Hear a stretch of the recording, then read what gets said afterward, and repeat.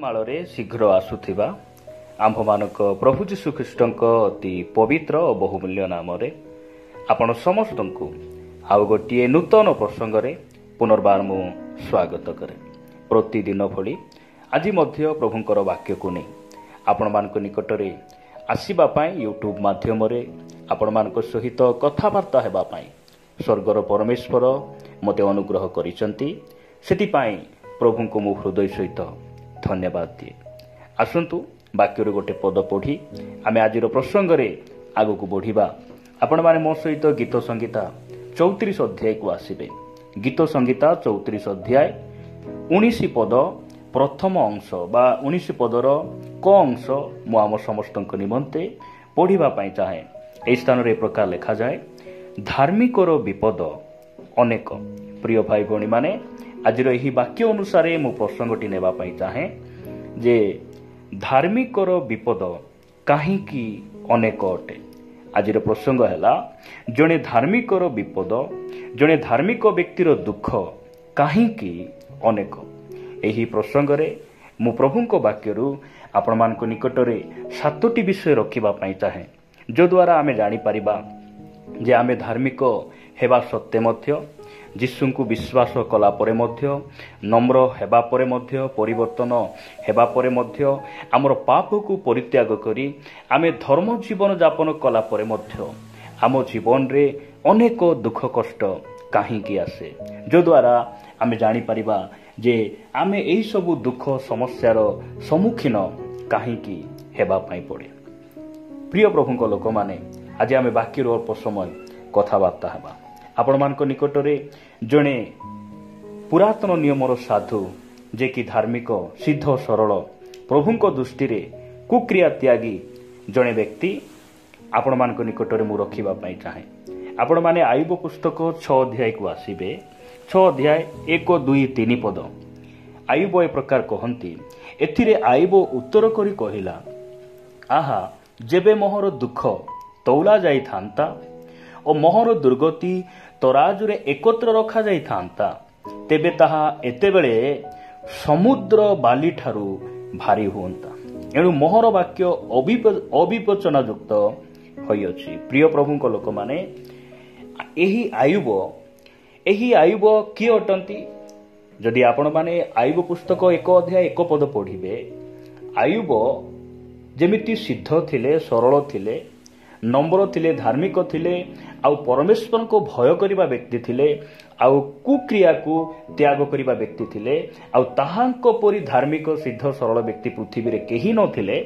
ଏହି ସାର୍ଟିଫିକେଟ୍ ଆଉ ଏହି କଥା ମନୁଷ୍ୟମାନେ କହନ୍ତି ନାହିଁ। ସ୍ୱର୍ଗର ପରମେଶ୍ୱର ଆୟୁବଙ୍କ ବିଷୟରେ ସେ ସାର୍ଟିଫିକେଟ୍ ଦିଅନ୍ତି। ଆଉ ସେହି ଧାର୍ମିକ ବ୍ୟକ୍ତି, ସେହି ସିଦ୍ଧ ସରଳ ବ୍ୟକ୍ତି ସେ 6 ଅଧ୍ୟାୟରେ କହୁଛନ୍ତି ଯେ ମୋର ଦୁଃଖ ଯଦି ତରାଜୁରେ ରଖାଯାଇଥାନ୍ତା, ସମୁଦ୍ରର ବାଲିଠାରୁ ମଧ୍ୟ ଭାରି ହୋଇଥାନ୍ତା। ଅର୍ଥାତ୍ ସମୁଦ୍ରର ବାଲିଠାରୁ ମଧ୍ୟ ମୋର ଦୁଃଖ ଅଧିକ ଭୟଙ୍କର ଦୁଃଖ ଅଟେ। ଆୟୁବ ନିଜେ କହନ୍ତି। ପ୍ରିୟ ଭାଇ ଭଉଣୀମାନେ, ମୁଁ ଜାଣେ ଆଜି ପ୍ରଭୁଙ୍କୁ ପାଇଲା ପରେ ଆଜି ବି ଆମର ଖ୍ରୀଷ୍ଟିଆନ ସମାଜରେ ଅନେକ ଭାଇ ଭଉଣୀମାନେ ଦୁଃଖ, ଯାତନା, ସମସ୍ୟା ଦେଇ ଆମେ ଗତି କରୁଛୁ। କାହିଁକି? ଆୟୁବଙ୍କ ଜୀବନରେ ଏହିସବୁ ଦୁଃଖ ସମସ୍ୟା କେବଳ ଆସିଲା ତାହା ନୁହେଁ। ଆୟୁବଙ୍କୁ ସେହି ଦୁଃଖରୁ ଉଦ୍ଧାର କରିବା ପାଇଁ, ସେହି ସଙ୍କଟରୁ ଉଦ୍ଧାର କରିବା ପାଇଁ ଜଣେ ପରମେଶ୍ୱର ଯେ ଆୟୁବଙ୍କର ସେହି ସବୁ ଦୁଃଖକୁ ଦେଖୁଥିଲେ, ସେହି ପରମେଶ୍ୱର ଆପଣଙ୍କୁ ମୋତେ ବାଛିଛନ୍ତି, ଆଉ ସେହି ପରମେଶ୍ୱର ଆଜି ମଧ୍ୟ ସେ ବଞ୍ଚିଛନ୍ତି। ଏହିସବୁ ଦୁଃଖ ଜଣେ ଧାର୍ମିକ ଜୀବନରେ, ଜଣେ ଧାର୍ମିକ ବ୍ୟକ୍ତିଙ୍କ ପରିବାର ମଧ୍ୟରେ, ତାଙ୍କ ଜୀବନରେ କାହିଁକି ଘଟେ? ଯଦି ଆପଣମାନେ ପୁନର୍ବାର ସେହି ଗୀତ ସଂହିତା 34 ଅଧ୍ୟାୟକୁ ଆସିବେ, 34 ଅଧ୍ୟାୟ 19 ପଦର ଖ ଅଂଶରେ ଲେଖାଗଲା ବା ସମ୍ପୂର୍ଣ୍ଣ ପଦ ଆମେ ପଢ଼ିଲେ ବୁଝିପାରିବା। ଲେଖାଯାଏ, ଧାର୍ମିକର ବିପଦ ଅନେକ, ମାତ୍ର ସେ ସବୁରୁ ସଦାପ୍ରଭୁ ତାହାକୁ ଉଦ୍ଧାର କରନ୍ତି। ପ୍ରଭୁଙ୍କ ନାମର ଗୌରବ ହଉ। ଆମ ଜୀବନରେ ଧାର୍ମିକ ହେଲା ପରେ ମଧ୍ୟ ଦୁଃଖ କାହିଁକି ଆସେ? ଆମେ ଯେପରି ଆମର ଉଦ୍ଧାରକର୍ତ୍ତା ପରମେଶ୍ୱରକୁ ଜାଣିବା। ଦୁଃଖ ସମୟରେ, ନୈରାଶ୍ୟ ସମୟରେ, ସଙ୍କଟ ସମୟରେ ଯେ ଉଦ୍ଧାର କରିବା ପାଇଁ ଜଣେ ପରମେଶ୍ୱର ସ୍ୱର୍ଗରେ ଅଛନ୍ତି, ଏହା ଯେପରି ସେହି ଧାର୍ମିକ ବ୍ୟକ୍ତି ଜାଣିପାରିବ। ଏଥିପାଇଁ ଆମ ଜୀବନରେ ଦୁଃଖ ଆସେ, ଅନେକ ବିପଦ ଆସେ। ସେଥିପାଇଁ ବିପଦ ଆମ ସମ୍ମୁଖରେ ବଡ଼ ନୁହେଁ, ଦୁଃଖ ଆମ ପାଇଁ ବଡ଼ ନୁହେଁ। ସେହି ଦୁଃଖ ସମସ୍ୟା ସମୟରେ ଦୁଃଖ ଠାରୁ, ଆମର ନିର୍ଯାତନା ଠାରୁ, ଆମର ନିନ୍ଦା ତାଳନା ଠାରୁ ଆମର ପରମେଶ୍ୱର ବଡ଼ ଅଟନ୍ତି, ବଡ଼ ଅଟନ୍ତି। ଯଦି ଆପଣ ପିତରଙ୍କୁ ପଚାରିବେ, ଯାକୁବଙ୍କୁ ପଚାରିବେ, ସେମାନେ କହିବେ ସମୁଦ୍ରର ଝଡ଼ ବଡ଼ ନା ଯୀଶୁ ବଡ଼ ବୋଲି କହିଲେ ସେମାନେ କହିବେ ସମୁଦ୍ରର ଝଡ଼ ତୋଫାନ ଠାରୁ ମଧ୍ୟ ଆମର ଯୀଶୁଖ୍ରୀଷ୍ଟ ବଡ଼ ଅଟନ୍ତି। ଆଉ ସେହି ଯୀଶୁଖ୍ରୀଷ୍ଟ ଆପଣଙ୍କୁ ମୋତେ ସେ ନାମ ଧରି ଡାକିଛନ୍ତି। ତାହାଙ୍କ ନାମର ଗୌରବ ହଉ। ଆମ ଜୀବନରେ ଦୁଃଖ କଷ୍ଟ କାହିଁକି ଆସେ, ଅନେକ ବିପଦ ଆମ ଜୀବନରେ କାହିଁକି ଆସେ, ଆପଣମାନେ ଏହି ବାକ୍ୟ ଦ୍ୱାରା ଏହି ପ୍ରଶ୍ନର ଉତ୍ତର ପାଇପାରିବେ। ପ୍ରିୟ ପ୍ରଭୁଙ୍କ ଲୋକମାନେ, ଆପଣମାନେ ଦ୍ୱିତୀୟ ବିଷୟ ମୋ ସହିତ ଆପଣମାନେ ଦେଖିପାରିବେ।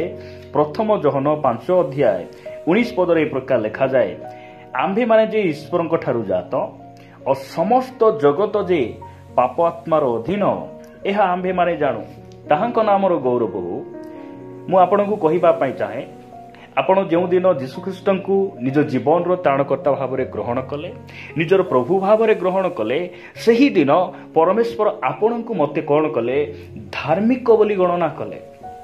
ଧାର୍ମିକ ବୋଲି ଗଣନା କରିବାର ଅର୍ଥ ଏହା ଅଟେ ଯେ ଯୀଶୁଙ୍କୁ ସେ ଯେ ପ୍ରକାର ଦେଖୁଛନ୍ତି, ଆପଣଙ୍କୁ ଆଉ ମୋତେ ସେ ପ୍ରକାର ଦେଖୁଛନ୍ତି। ଯୀଶୁଙ୍କୁ ସେ କି ପ୍ରକାର ଦେଖନ୍ତି, ସେହି ଯୀଶୁଖ୍ରୀଷ୍ଟ କେବେ ମଧ୍ୟ ସେ ପାପ କରିନାହାନ୍ତି। ଯେଉଁଦିନ ଆମେ ଯୀଶୁଙ୍କୁ ବିଶ୍ୱାସ କଲୁ, ସେହିଦିନ ପରମେଶ୍ୱର ଆମକୁ ଧାର୍ମିକ ଗଣନା କଲେ।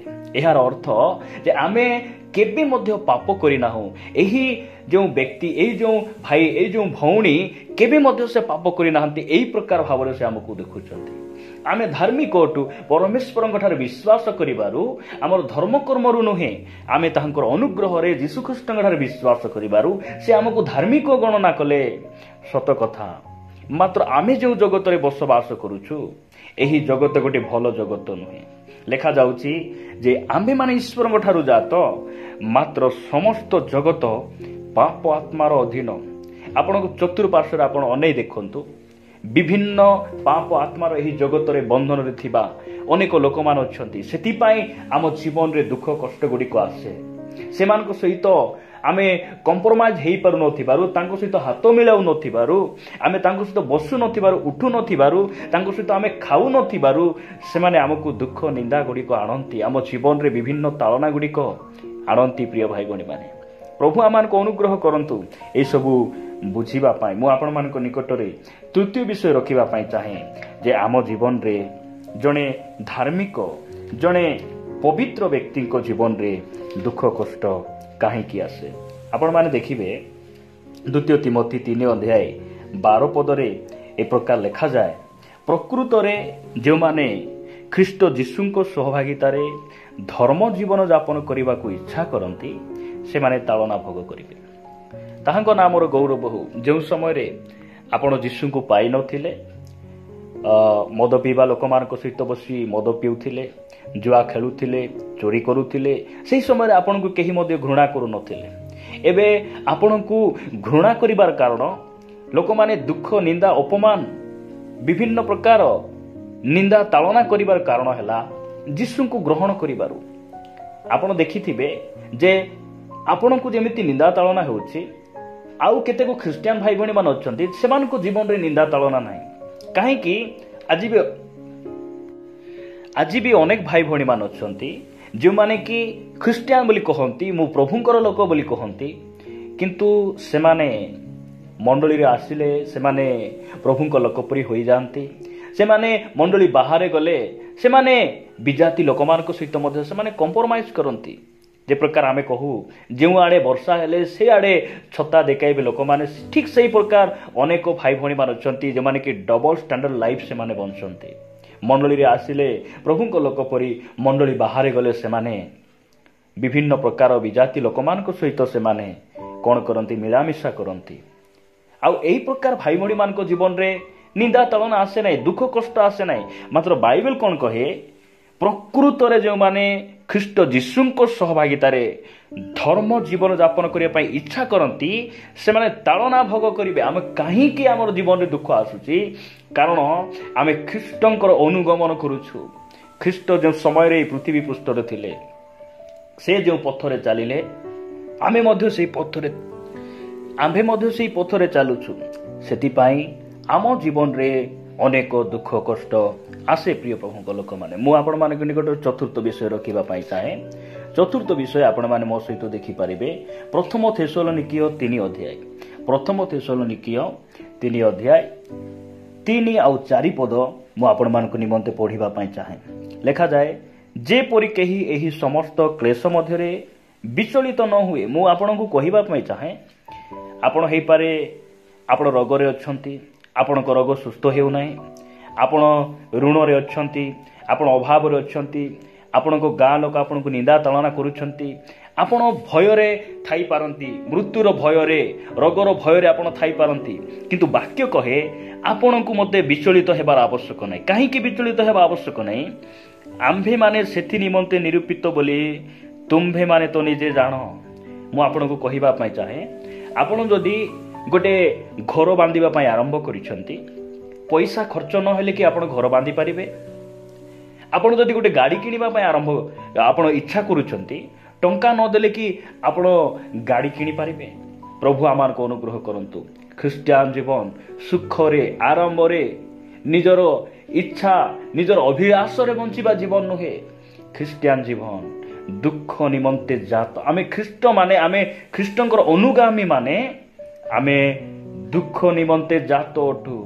ଆମ ଜୀବନରେ ନିହାତି ଦୁଃଖ ଆସିବ, କଷ୍ଟ ଆସିବ।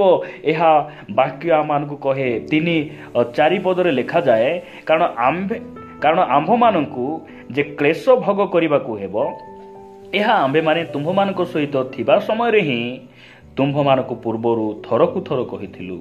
ପୁଣି ସେହିପରି ଘଟିଅଛି, ଆଉ ତୁମ୍ଭେମାନେ ତାହା ଜାଣ। ପ୍ରଭୁଙ୍କ ନାମର ଗୌରବ ହଉ। ଆମେ ଦୁଃଖ ନିମନ୍ତେ ଜାତ ଅଟୁ। ସେଥିପାଇଁ ଯୀଶୁ କହିଲେ, କେହି କେବେ କି ଘର ତଳିବାକୁ ଆରମ୍ଭ କରି ବସି ହିସାବ ନ କଲେ କେହି କେବେ କି ଘର ତିଆରି କରିବା ପାଇଁ ସେ ଆଗକୁ ବଢ଼ିବ? କେବେ ମଧ୍ୟ ନୁହେଁ। ସେଥିପାଇଁ ଆପଣ ବସି ଚିନ୍ତା କରନ୍ତୁ ଯେ ମୋ ଜୀବନରେ କାହିଁକି ଦୁଃଖ ଆସୁଛି? କାରଣ ଯେ ଖ୍ରୀଷ୍ଟଙ୍କୁ ଗ୍ରହଣ କରେ ସେ ଦୁଃଖ ଭୋଗ କରିବ। ଆଉ ଦୁଃଖ ନିମନ୍ତେ ଆମେ ଜାତ ଅଟୁ। ପ୍ରିୟ ଭାଇ ଭଉଣୀମାନେ, ଅନେକ ପ୍ରଚାରକ ଶିକ୍ଷକମାନେ ଏଇ ଦିନମାନଙ୍କରେ ସେମାନେ କହନ୍ତି, ଖ୍ରୀଷ୍ଟଙ୍କୁ ଗ୍ରହଣ କର, ତୁମର ଦୁଃଖ ଦୂର ହେଇଯିବ, ଅଶାନ୍ତି ପଳାଇବ। ମୁଁ କହିବା ପାଇଁ ଚାହେଁ, ଯୀଶୁ କହିଲେ ତୁମ୍ଭମାନଙ୍କ ଜଗତରେ ତୁମ୍ଭମାନଙ୍କ ନିମନ୍ତେ କ୍ଲେଶ ଅଛି, ସାହସ ଧର, ମୁଁ ଜଗତକୁ ଜୟ କରିଛି। ଏହି କ୍ଲେଶ, ଏହି ଦୁଃଖ ଆମକୁ ପ୍ରଭୁଙ୍କ ଠାରୁ ଅଲଗା କରିବ ନାହିଁ। ଏହି ଦୁଃଖ ଆମକୁ ଆଶୀର୍ବାଦ ଆଣେ। ଏହି କ୍ଲେଶ, ଏହି ସଙ୍କଟ, ଏହି ବିପଦ ଆମକୁ କ'ଣ କରେ? ସ୍ୱର୍ଗ ରାଜ୍ୟକୁ ଯିବା ପାଇଁ ଆମକୁ ପ୍ରମୋସନ କରେ। ପ୍ରଭୁଙ୍କ ନାମର ଗୌରବ। ପ୍ରିୟ ପ୍ରଭୁଙ୍କ ଲୋକମାନେ, ଆମେ ଜାଣୁଛୁ, ଦେଖୁଛୁ ପ୍ରଭୁଙ୍କ ବାକ୍ୟରେ ଚତୁର୍ଥ ବିଷୟ ଯେ ଆମକୁ ଆମେ ଧାର୍ମିକ ହେଲା ପରେ ମଧ୍ୟ ଆମେ ନମ୍ର ଜୀବନଯାପନ କଲେ ମଧ୍ୟ ଦୁଃଖ କାହିଁକି ଆସେ? କାରଣ ଆମେ ଯେଉଁ ପଥରେ ଚାଲୁଛୁ ସେଟା ହେଉଛି ଦୁଃଖ କଷ୍ଟ ଦେଇଯିବା ପଥ, ସମସ୍ୟା ଦେଇଯିବା ପଥ। ପଞ୍ଚମ ବିଷୟ, ଆପଣମାନେ ମୋ ନିକଟକୁ ଆସିବେ।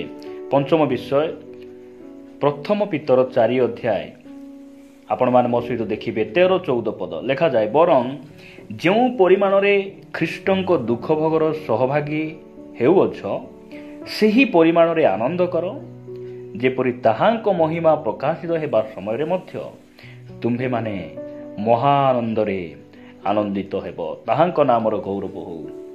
ଆମେ ଧାର୍ମିକ ହେଲା ପରେ ମଧ୍ୟ ଦୁଃଖ ଆମେ ପାଉଛୁ। 14 ପଦରେ ଲେଖାଯାଏ, ଯଦି ତୁମ୍ଭେମାନେ ଖ୍ରୀଷ୍ଟଙ୍କ ନାମ ସକାଶେ ନିନ୍ଦିତ ହୁଅ, ତାହେଲେ ତୁମ୍ଭେମାନେ ଧନ୍ୟ, କାରଣ ଗୌରବମୟ ଆତ୍ମା ଅର୍ଥାତ୍ ଈଶ୍ୱରଙ୍କ ଆତ୍ମା ତୁମ୍ଭମାନଙ୍କ ଠାରେ ଅଧିଷ୍ଠାନ କରୁଅଛନ୍ତି। କେତେ ସୁନ୍ଦର, କେତେ ଆନନ୍ଦ ଆଉ ଖୁସିର ବିଷୟ। ଲେଖାଯାଏ, ତୁମେ କାହିଁକି ଦୁଃଖ ପାଉଛ? କାରଣ ଗୋଟେ ଦିନ ତୁମ ପାଇଁ ସୁଖ ରଖା ହେଇଛି। ତୁମେ ଗୌରବରେ କ'ଣ ହେବ? ଗୌରବାନ୍ୱିତ ହେବ। କେତେବେଳେ? ଯେତେବେଳେ ତାହାଙ୍କର ମହିମା ପ୍ରକାଶିତ ହେବା ସମୟରେ ମଧ୍ୟ ଆମେ କ'ଣ ହେବୁ? ଆମର ହୃଦୟ ଆନନ୍ଦରେ ପରିପୂର୍ଣ୍ଣ ହେବ। ଜଣେ କୃଷକ, ଜଣେ ଚାଷୀ ଯେ ସମୟରେ ହଳ କରେ, ଘାସ ବାଛେ, ନିଜର କ୍ଷେତରେ ସେ ପରିଶ୍ରମ କରେ, ମାତ୍ର ସେ ଯେଉଁ ସମୟରେ ସେ ପରିଶ୍ରମ କରିଥିବା ଫଳକୁ ଦେଖେ, ମନ ମଧ୍ୟରେ ଖୁସି ଆନନ୍ଦ ଉଛୁଳି ପଡ଼େ। ପ୍ରିୟ ପ୍ରଭୁଙ୍କ ଲୋକମାନେ, ଠିକ୍ ସେହିପରି ଆମେ ଧାର୍ମିକ ହେଲା ପରେ ମଧ୍ୟ এই ଜଗତ ଆମକୁ ଘୃଣା କରୁଛି। କାରଣ ଜଗତରୁ ଆମେ ଉତ୍ପନ୍ନ ନହୁଁ, ଜଗତ ମଧ୍ୟରୁ ପରମେଶ୍ୱର ଆମକୁ ବାଛିଛନ୍ତି। ଦୁଃଖ କଷ୍ଟ ଆସୁଛି, କିନ୍ତୁ ସମୟ ଆସିବ ଆମ ରାଜାମାନଙ୍କ ରାଜା ଯେବେ ମେଘମାଳରେ ପ୍ରକାଶିତ ହେବେ, ସେହିଦିନ ଆମେ ଆନନ୍ଦରେ ପରିପୂର୍ଣ୍ଣ ହେବା। ଦୁଃଖ କାହିଁକି ଆସୁଛି? କାରଣ ଆମେ ଯେପରି ଗୌରବରେ ପ୍ରବେଶ କରିବା। ଦୁଃଖ କାହିଁକି ଆସୁଛି? ଆମେ ଯେପରି ଈଶ୍ୱରଙ୍କର ଆତ୍ମା ଅର୍ଥାତ୍ ସେହି ଗୌରବମୟ ଆତ୍ମା ଆମମାନଙ୍କ ଉପରେ ଯେପରି ଅଧିକାର କରିବେ ସେହି ଦୁଃଖ ସମୟରେ। ସେଥିପାଇଁ ଆମ ଜୀବନରେ ଦୁଃଖ କଷ୍ଟ ଆସେ। ଆମେ ଷଷ୍ଠ ବିଷୟ ଦେଖିବା। ଏବ୍ରୀ ପୁସ୍ତକ 5 ଅଧ୍ୟାୟ 8 ଆଉ 9 ପଦରେ ଲେଖାଯାଏ, ପୁତ୍ର ହେଲେ ହେଁ ଦୁଃଖ ଭୋଗ ଦ୍ୱାରା ଆଜ୍ଞାବହତା ଶିକ୍ଷା କଲେ। ଆମେ ଈଶ୍ୱରଙ୍କ ପୁତ୍ର ଅଟୁ। ଯେଉଁଦିନ ଯୀଶୁଙ୍କୁ ଆମେ ବିଶ୍ୱାସ କଲୁ ଆମେ ତାହାଙ୍କର ପୁତ୍ର। ଯୀଶୁଖ୍ରୀଷ୍ଟ ମଧ୍ୟ ତାହାଙ୍କର ପୁତ୍ର ଥିଲେ। କାହିଁକି ସେ ଦୁଃଖ କଷ୍ଟ ସେ ସହିଲେ?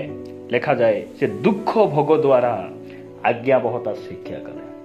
ଆମ ଜୀବନରେ ରୋଗ କାହିଁକି ଆସେ? ଆମେ ଯେପରି ଆମର ଆରୋଗ୍ୟକାରୀ ପ୍ରଭୁଙ୍କୁ ଦେଖୁ।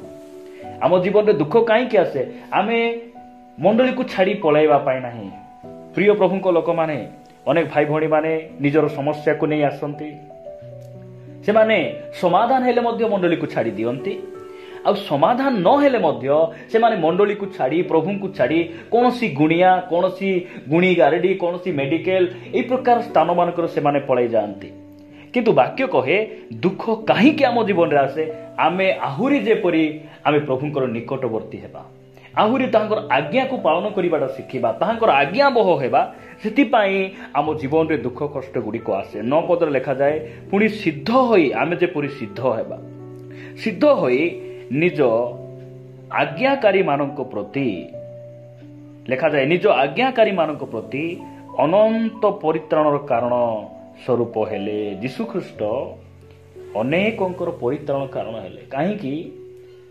ଦୁଃଖ କଷ୍ଟ ସମୟରେ ସେ ଆଜ୍ଞାବହତା ଶିକ୍ଷା କଲେ। ଆମେ ଯେପରି ପ୍ରଭୁଙ୍କର ବାକ୍ୟ ପାଳନକାରୀ ହେବା, ଆଜ୍ଞାବହ ସନ୍ତାନ ହେବା, ସେଥିପାଇଁ ଆମ ଜୀବନରେ ଦୁଃଖ ଆସେ। ପ୍ରଭୁଙ୍କ ନାମର ଗୌରବ ହେଉ। ମୁଁ ଆପଣମାନଙ୍କ ନିକଟରେ ସପ୍ତମ ବିଷୟ ଏବଂ ଶେଷ ବିଷୟ ରଖିବା ପାଇଁ ଚାହେଁ। ରୋମିଓ ପୁସ୍ତକ 8 ଅଧ୍ୟାୟ 18 ପଦରେ ଏ ପ୍ରକାର ଲେଖାଯାଏ, କାରଣ ମୋ ବିଚାରରେ ଯେଉଁ ଗୌରବ ଆମ୍ଭମାନଙ୍କ ପ୍ରତି ପ୍ରକାଶିତ ହେବ ତାହା ତୁଳନାରେ ଏହି ବର୍ତ୍ତମାନ କାଳର ଦୁଃଖ ଭୋଗ କିଛି ହିଁ ନୁହେଁ। ତାହାଙ୍କ ନାମର ଗୌରବ ହେଉ। ଏହି ଯେଉଁ ଦୁଃଖ ଆମେ ପାଉଛୁ, ଆଜି ଅନେକଙ୍କର ନିର୍ଯାତନା, ନିନ୍ଦା, ତାଳନା, ଅପମାନ ଆମକୁ ଶୁଣିବା ପାଇଁ ପଡ଼ୁଛି। କାରଣ ଏହିସବୁ ଗୋଟେ ଦିନ ଗୌରବରେ ପରିବର୍ତ୍ତିତ ହେବା ପାଇଁ ଯାଉଛି। ତାହାଙ୍କ ନାମର ଗୌରବ ହେଉ। କାହିଁକି ଏହି ଦୁଃଖ ଭୋଗ? ଏହି ବର୍ତ୍ତମାନ ଏହି ଦୁଃଖ ଭୋଗ ଆମକୁ କ'ଣ କରୁଛି? ଆଶୀର୍ବାଦ ନେଇ ଆସୁଛି। ଗୌରବରେ ଆମକୁ ପ୍ରବେଶ କରାଇବା ପାଇଁ ଏହିସବୁ ଦୁଃଖ ଆମ ଜୀବନରେ ଆସୁଛି। ପ୍ରିୟ ପ୍ରଭୁଙ୍କ ଲୋକମାନେ, ପ୍ରଭୁ ଆମମାନଙ୍କୁ ଅନୁଗ୍ରହ କରନ୍ତୁ। ସେଥିପାଇଁ ଆପଣ ଭାବନ୍ତୁ ନାହିଁ, ମୁଁ ପ୍ରଭୁଙ୍କ ନିକଟରେ ଆସିବାରୁ ମୋର ପରିବାରରେ ଏମିତି ହେଲା କି, ମୋ ପୁଅ ମରିଗଲା କି, ମୋର ଗୋଡ଼ ଭାଙ୍ଗିଗଲା କି, ମୁଁ ଚର୍ଚ୍ଚରେ ଆସିବାରୁ ମୋତେ ରୋଗ ହେଲା କି? କେବେ ନୁହେଁ। ଏହି ରୋଗ, ଏହି ଦୁଃଖ ଆମକୁ ଅଭିଶାପ ଆଣି ନପାରେ। ଆମ ଜୀବନରେ ଆଶୀର୍ବାଦ ନେଇକିନା ଆସେ, ଆମ ଜୀବନରେ ଅନୁଗ୍ରହ ନେଇ ଆସେ। ପାଉଲଙ୍କ ଜୀବନରେ ଯେଉଁ ରୋଗ ଥିଲା, ସେଇ ରୋଗ ପାଉଲଙ୍କୁ କ'ଣ କଲା ନାହିଁ? ମାରିପାରିଲା ନାହିଁ, ପ୍ରଭୁଙ୍କ ଠାରୁ ଅଲଗା କରିପାରିଲା ନାହିଁ। ସେଇ ରୋଗ ପାଉଲଙ୍କୁ ଆହୁରି ନମ୍ର କରିଦେଲା, ତାଙ୍କର ଗର୍ଭର ଆତ୍ମାକୁ ବାହାର କରିଦେଲା। ପ୍ରିୟ ପ୍ରଭୁଙ୍କ ଲୋକମାନେ, ପ୍ରଭୁ ଆମମାନଙ୍କୁ ଅନୁଗ୍ରହ କରନ୍ତୁ। ଏହି 7ଟି ବିଷୟ ଆମେ ନିଜର କରିବା, ଏହି ବାକ୍ୟକୁ ଆମେ ଗ୍ରହଣ କରିବା, ଯଦ୍ୱାରା ଦୁଃଖ କଷ୍ଟ ସମୟରେ ଆମେ ପ୍ରଭୁଙ୍କ ଠାରେ ଆନନ୍ଦ କରିପାରିବା। ପ୍ରଭୁ ଏହି ବାକ୍ୟ ଦେଇ ଆମ ସମସ୍ତଙ୍କୁ ଆଶୀର୍ବାଦ କରନ୍ତୁ।